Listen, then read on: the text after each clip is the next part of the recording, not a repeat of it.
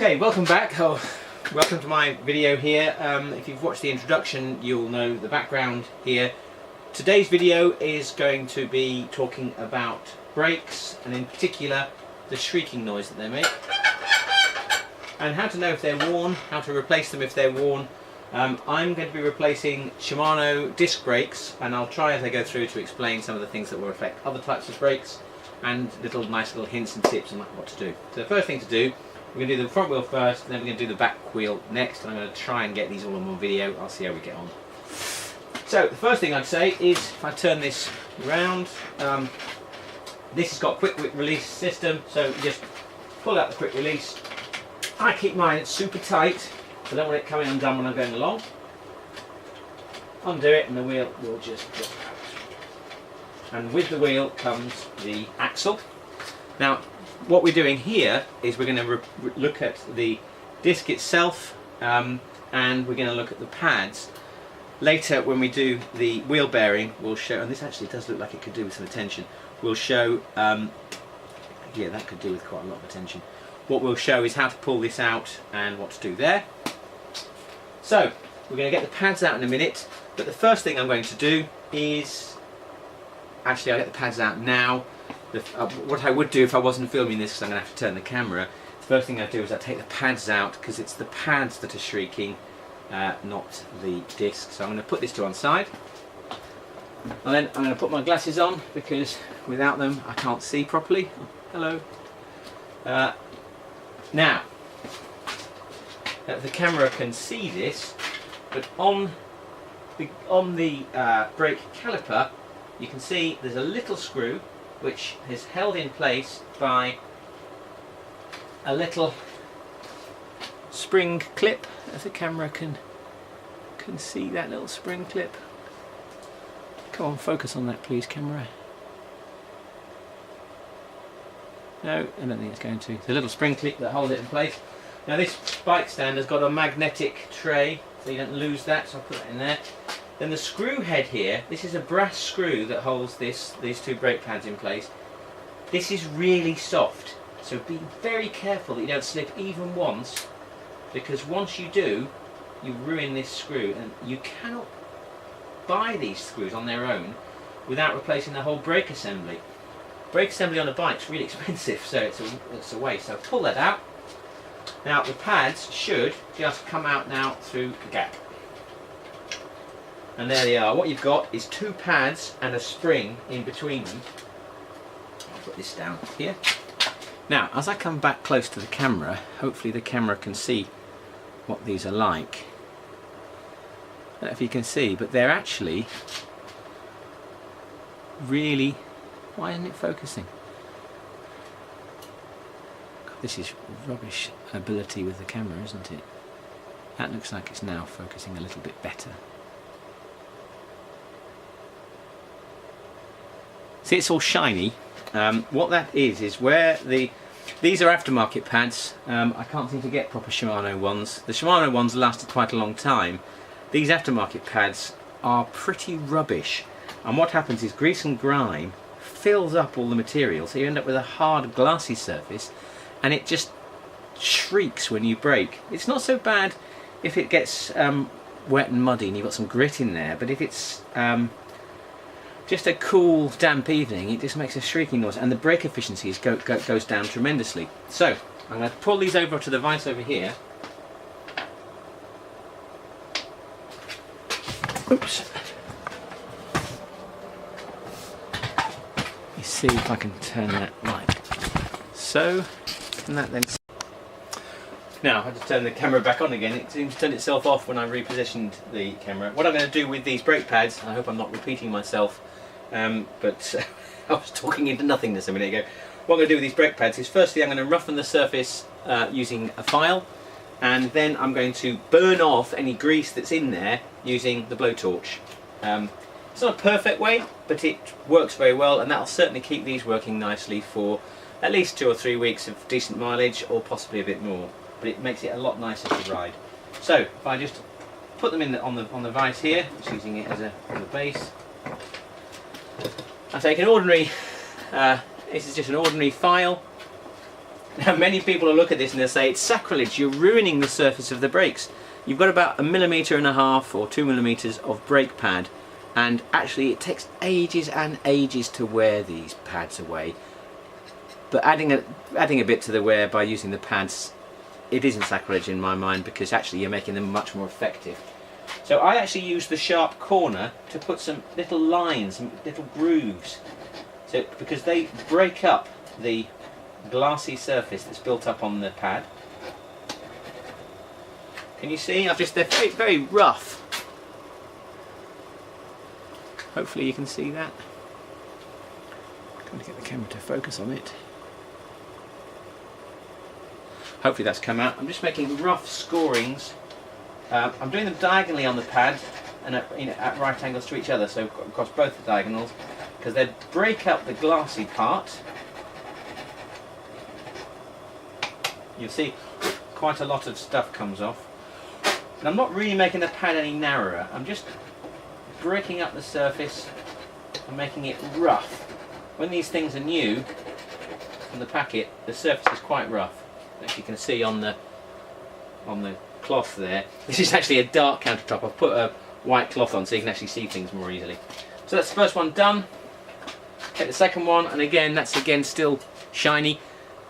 Now, some of these have got left and right written on them, but as far as I can see, they are entirely symmetrical. At least on mine they are. Some bikes you might need to remember which one is left and which one is right, but I'm not entirely sure you do. Certainly for my one you don't. And none of the kids' bikes either, or my other bike. So, who knows?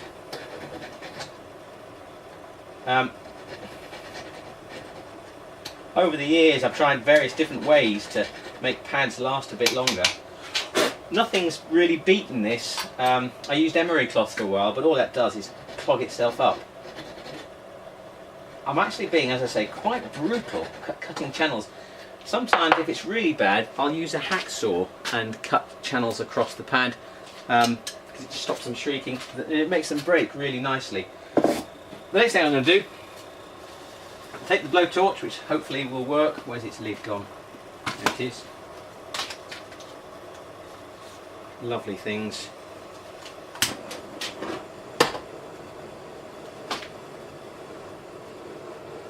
Oh yes, one thing I'd say is once you clean these things, whatever you do, don't touch with your hands, especially because my hands are quite greasy. Don't touch them, don't touch the braking surface, because that little tiny bit of grease will just ruin your effectiveness. Now these actually aren't that greasy. Now you probably can't see this, but as I'm heating them, you can just see little bits of grease coming to the surface and then burning off. If I'm feeling particularly retentive, I'll actually heat these until they grow red. See the smoke? There you are. That smoke is the grease coming out. These have been burnt like this so many times. There's no paint on them. That's not paint coming out. Do not touch these. These are absolutely, quite literally red hot. Can you see the little lines of stuff coming out?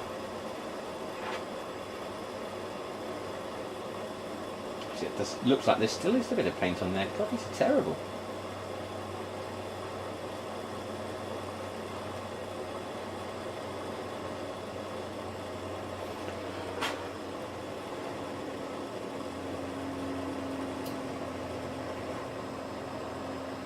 Maybe these are new pads and this is the first time I've done this to them. Who knows? Maybe not me. Now, you can see it's starting to glow as that heat has got all the way through. It's starting to actually, maybe the camera won't pick this up. Now I'm holding this, the flame has got like a light blue flame in the middle. At the peak of that light blue flame is the hottest part. Now that's actually glowing a dull red. That is probably about 500, 600 degrees centigrade. So I'm going to put that, the brake side, pad side up, because I'm not going to touch that pad at all. Ow! Just remember, the pliers are also hot. Right. And again, it doesn't take a long time. because heating these takes a while to get them up to temperature. This one doesn't seem as burny as the last one.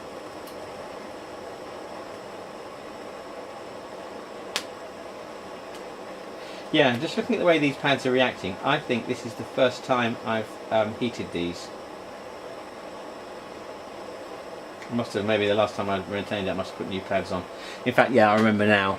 The old pads had absolutely collapsed and a quarter of them had come off.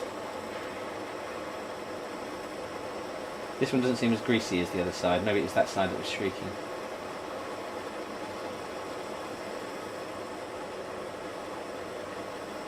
Yes, I wonder if that's the paint burning. Well, it does seem to be coming from the pad itself. Maybe there's grease inside it.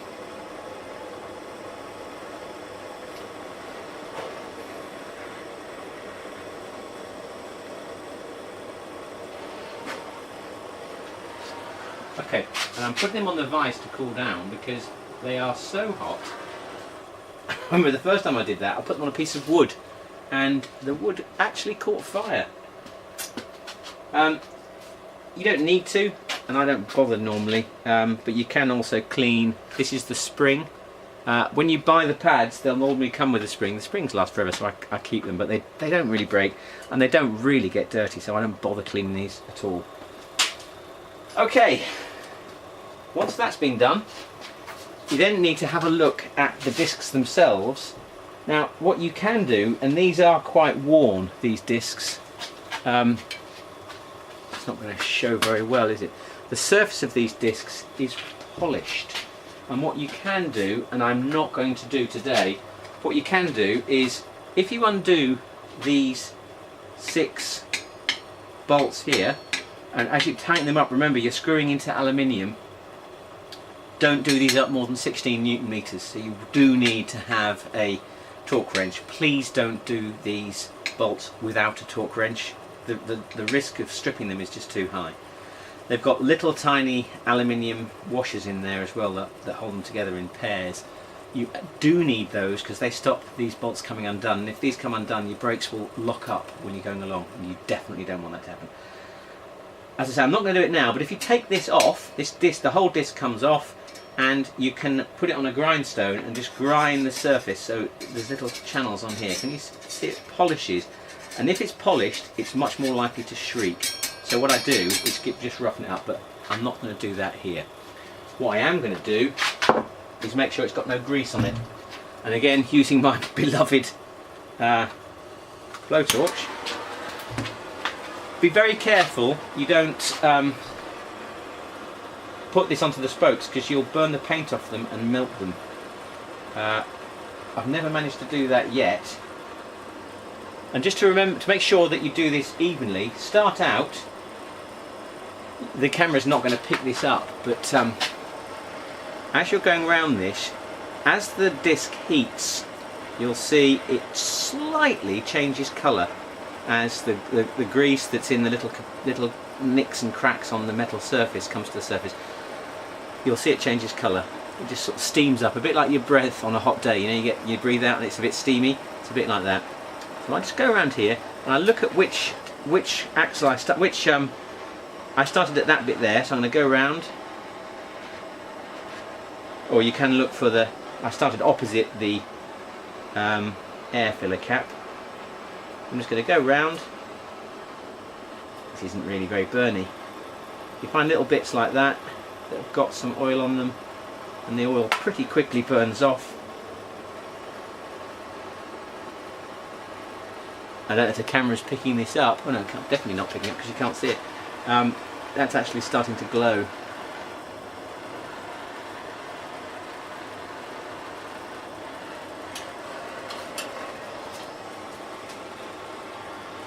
Okay, I'm approaching halfway because that, or quarter of the way, because that air filler is coming towards me. There's a little bit of, is it catching that? Yeah, it is. There's a little bit of grease there. Let's get rid of that. A little bit more there.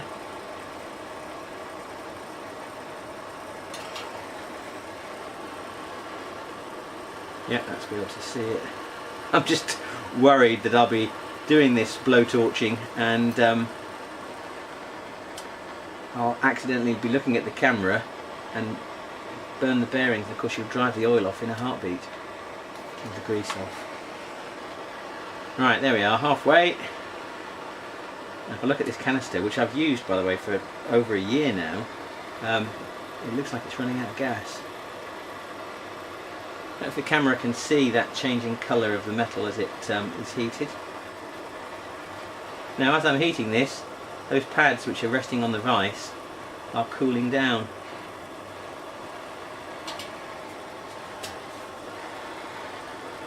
Now I wouldn't normally hold it like this. I'd normally, in fact I'll show you in a second what I would normally do, because it's a nice way of, when you're working on the wheel, it's a nice way of keeping it still. I clamp the tyre, definitely not the wheel, because the wheels are really, even these cheap wheels are aluminium and they will very soon be ruined. Oops, that was a bit near to the bearing. And all I'm doing is just burning off any oil or grease that's trapped in there. It's mostly the pads that seem to have it on them. But about once a year, with no particular frequency, and here we come up to the place I started.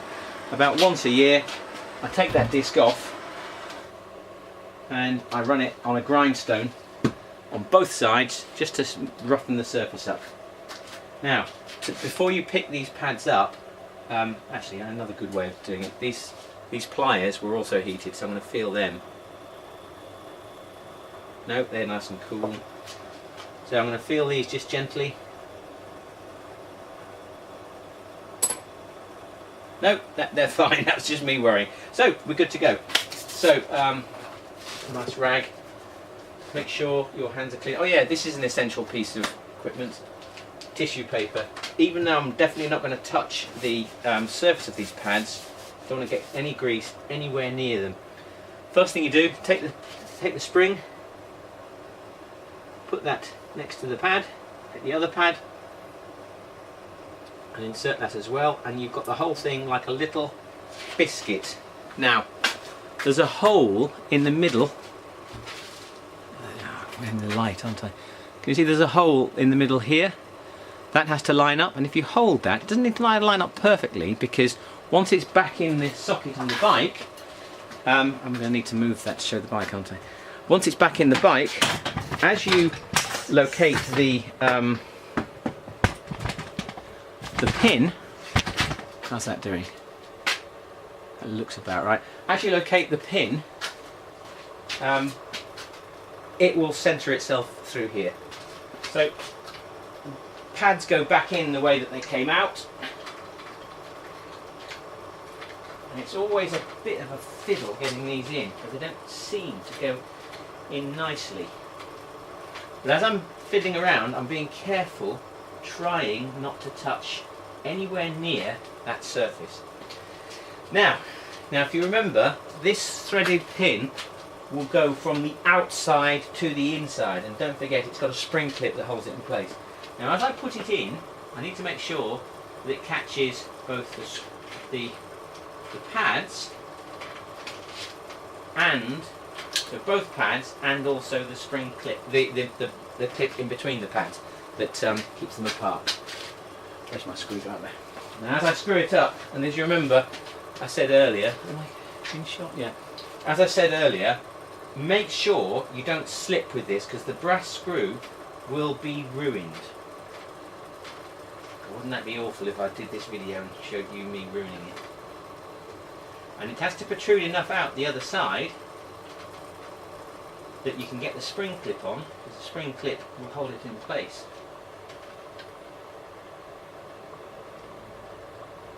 Right. When the spring clip goes into that gap, it's just come through. Far enough.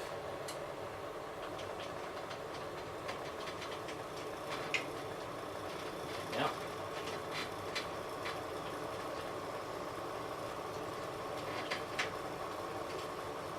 I'm sure there's a rule of law that says when someone's watching you, law of nature, things don't go as smoothly when someone's watching you.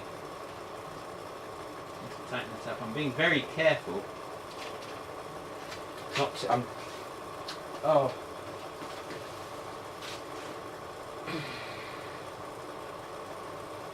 This is what tends to happen with these jobs, is you drop things that you need.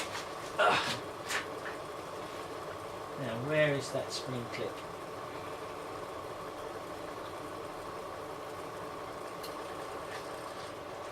I'm going to have to pause this video, find it, and then restart it. Right, I had to stop the video for a second.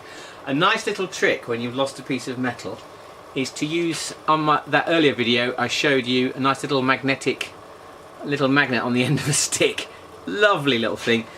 If, like me, you need to wear glasses, you can never find these little tiny clips when they're on the ground. This will find it a treat. Should have left the video running really to find that, but there you go. Back to putting this on. Hopefully that's gone through enough. Yes, it has. Now with these spring clips, they rotate.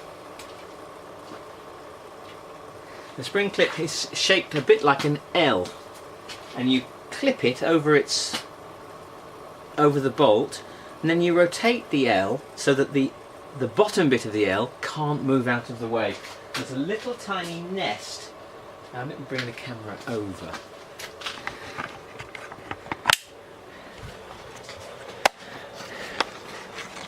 I don't know if the camera can see this okay.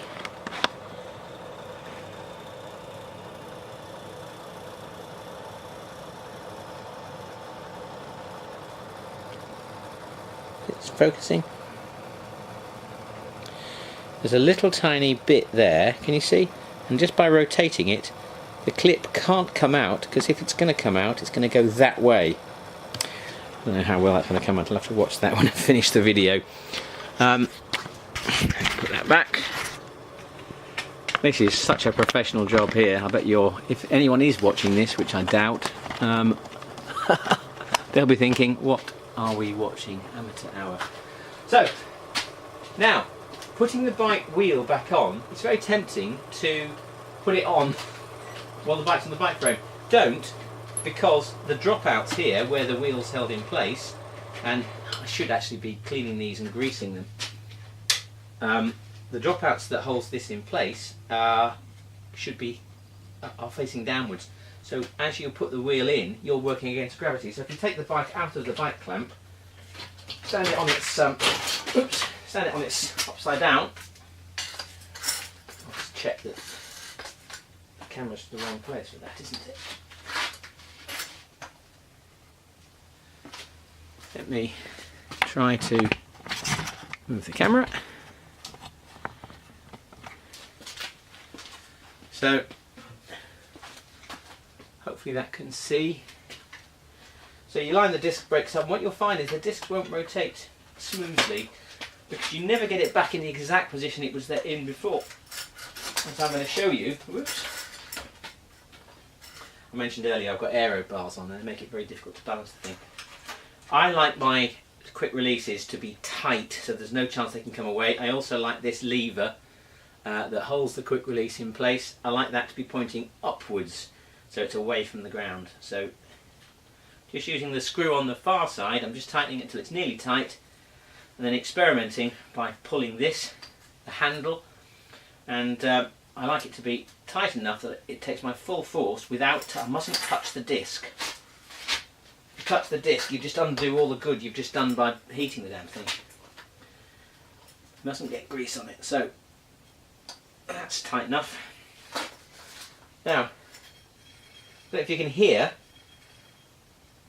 the camera can hear that, but it's making a slight noise because the discs are slightly rubbing, and that will always happen. I did think for a moment, because actually that's not making a terrible noise, I did think for a moment, wouldn't it be typical for this video if for once it actually made no noise at all? But no, there we are, small noise.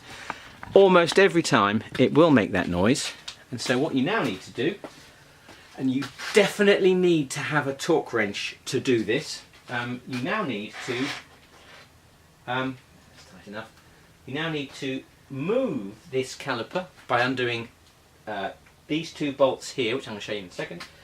Move it so that when the wheel rotates, it rotates freely, and when you activate the brakes, it stops the wheel properly. So, Take your torque wrench and you'll need a 5mm Allen key. All bikes seem to have 5mm Allen keys. Just check it's the right one before you stop doing it. Then you undo. Now, can the camera see? There are 2 bolts, top and bottom, above the brake caliper. I'm going to set this so it's to undo. So I'm going to undo them both. I'm being careful not to touch this disc with my fingers. Now the first thing you should notice is hopefully that caliper should be free. Now setting these calipers is never the exact science, but if these are hydraulic brakes, and I'll show you how to bleed those in a later video, but they're nice in that they've got a very definite bite. If you bite the brakes, so loosen these bolts completely so that the whole caliper is loosened, then as you tighten the brake pad tightly, the pads will clamp onto the disc and position the rest of the body of the caliper evenly around the brake disc. If you then tighten these bolts up, and it's a similar process by the way with V-brakes, I'm definitely not tightening these up to torque, I'm just tightening them up to finger tight, because I normally need to do this several times before the wheel will rotate without making a noise. So it's still making a bit of a noise. I'm just going to try tapping it, see if it means moving it that way might make it louder or quieter. That's making it louder. So I'm going to try tapping it the other way. Oops, if I can. That's still at the top. Still making a noise.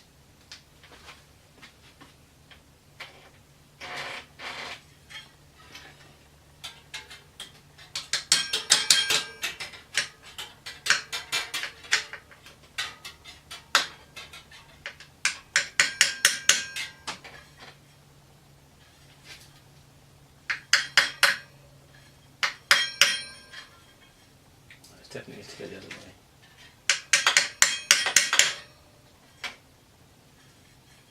Now most people will probably leave this, but I like it to be utterly silent.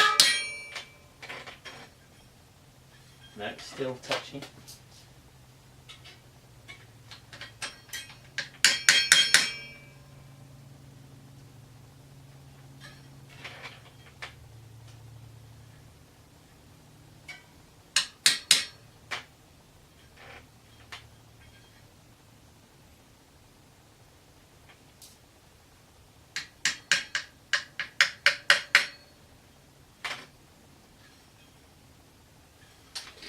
Now I'm actually going to try now loosening it again, and then when it's completely loose, just moving it again with the pads.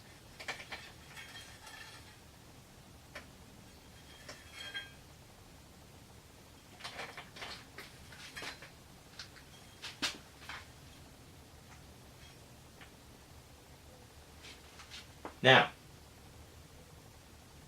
that's starting to sound quite good. I didn't need to hold it still with the pads. I'm just going to gently tighten this up. Sometimes I find when tightening it, it again makes the noise because the pad's quite near.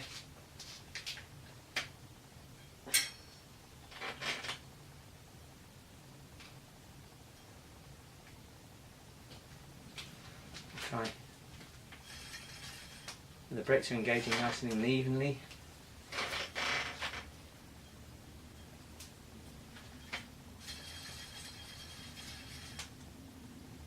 There we are, nice and silent. So now I'm going to set this. I like to set it to about 10 Newton meters, but what I normally do to avoid over tightening is I set it to 8 Newton meters.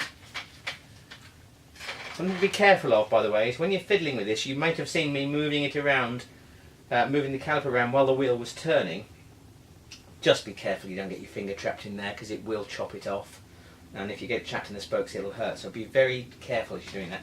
I'm now going to tighten this to 8 Newton meters. Now before I tighten this, I'm making sure that the Allen key is properly bedded in.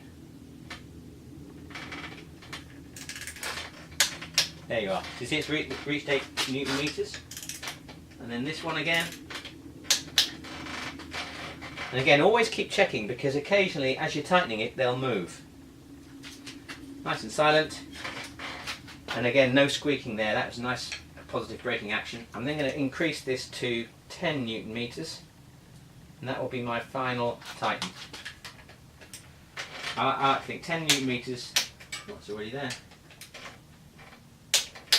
A bit of tightening there. 10 Newton meters is tight enough that they aren't going to come undone, but it's not tight, so tight that you're going to, because you're screwing into a thread that's inside carbon fibre here, and that will strip if you're not careful. So that one's been done. This video, I'm wondering if it's going to get too long. I'm going to do a separate video for the back wheel, because there's a slightly different process, and you might just be wanting to get to the end of this video and stop it. So I'm going to do changing the back brakes in a second. Alright, so thank you for watching this video, and as I said before, underneath here should be links to my other videos for other jobs with your bike, and please do subscribe to the channel or click like, which would be appreciated. And if you have any comments or things that you'd like me to show on my bike or help you with, please do put a comment beneath, and I'll do my best to respond. Thanks very much for watching, and bye for now.